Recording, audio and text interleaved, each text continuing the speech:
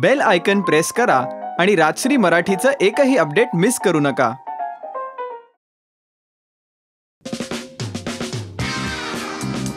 First time.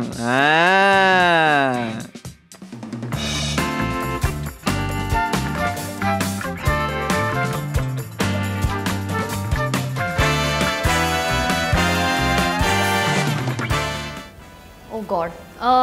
मला एक सख्खा मोठा भाऊ असल्यामुळे माझी पहिले खूप भांडणं ही त्याच्याबरोबरचीच होती.